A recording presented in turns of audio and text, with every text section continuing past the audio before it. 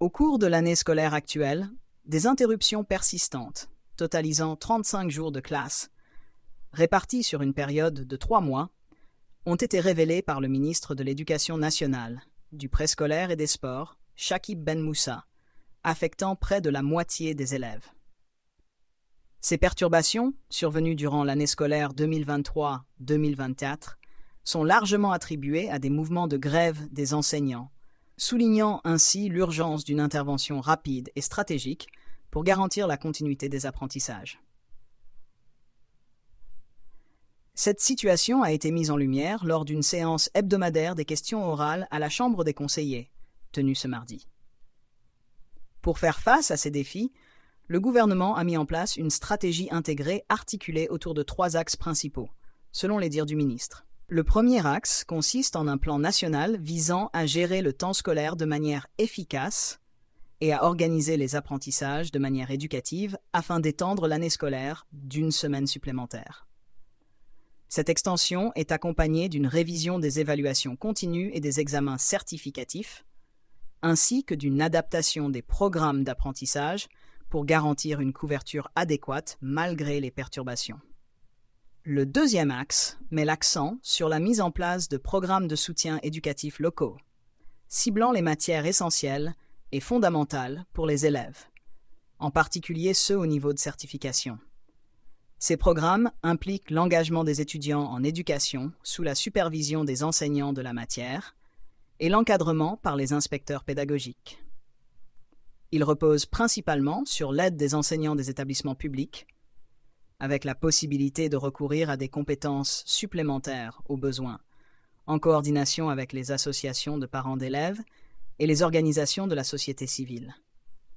De plus, les enseignants seront autorisés à dispenser des heures de soutien éducatif rémunérées, sans limite d'heures par semaine. Le troisième axe de la stratégie gouvernementale consiste à élaborer un document de référence pour adapter tous les programmes d'études, fournissant ainsi des outils pédagogiques pour encadrer le processus d'adaptation des programmes, la gestion pédagogique des apprentissages et l'ajustement du temps scolaire aux apprentissages fondamentaux à chaque niveau d'études. De plus, des comités de vigilance régionaux et locaux, au cours de l'année scolaire actuelle, des interruptions persistantes, totalisant 35 jours de classe, répartis sur une période de 3 mois,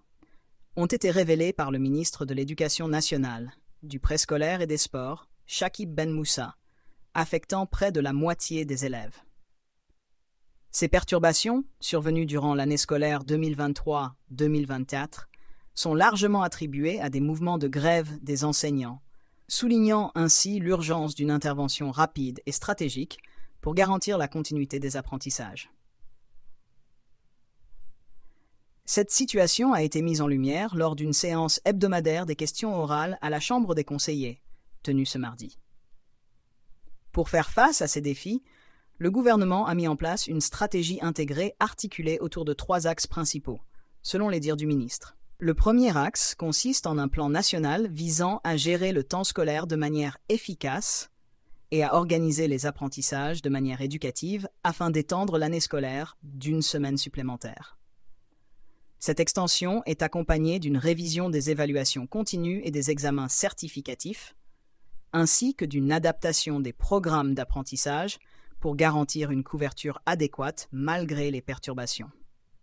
Le deuxième axe met l'accent sur la mise en place de programmes de soutien éducatifs locaux, ciblant les matières essentielles et fondamentales pour les élèves, en particulier ceux au niveau de certification.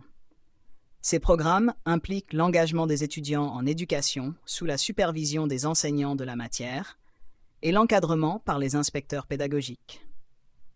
Ils reposent principalement sur l'aide des enseignants des établissements publics, avec la possibilité de recourir à des compétences supplémentaires au besoin,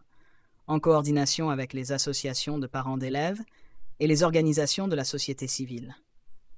De plus, les enseignants seront autorisés à dispenser des heures de soutien éducatif rémunérées, sans limite d'heures par semaine. Le troisième axe de la stratégie gouvernementale consiste à élaborer un document de référence pour adapter tous les programmes d'études, fournissant ainsi des outils pédagogiques pour encadrer le processus d'adaptation des programmes, la gestion pédagogique des apprentissages et l'ajustement du temps scolaire aux apprentissages fondamentaux à chaque niveau d'études. De plus, des comités de vigilance régionaux et locaux, composés d'inspecteurs et de coordinateurs régionaux spécialisés, ainsi que des inspecteurs des régions éducatives, ont été mis en place pour assurer le suivi éducatif au niveau régional et local. Pendant les vacances de mi-année de décembre 2023 et janvier 2024, des opérations de soutien éducatif ont été menées dans les établissements publics des 3 cycles, bénéficiant à 2 millions d'élèves, soit 31% du total, et impliquant plus de 7000 établissements, soit environ 60% du total. La participation des enseignants publics a été significative, avec plus de 37 000 au cours de l'année scolaire actuelle, des interruptions persistantes, totalisant 35 jours de classe, répartis sur une période de 3 mois,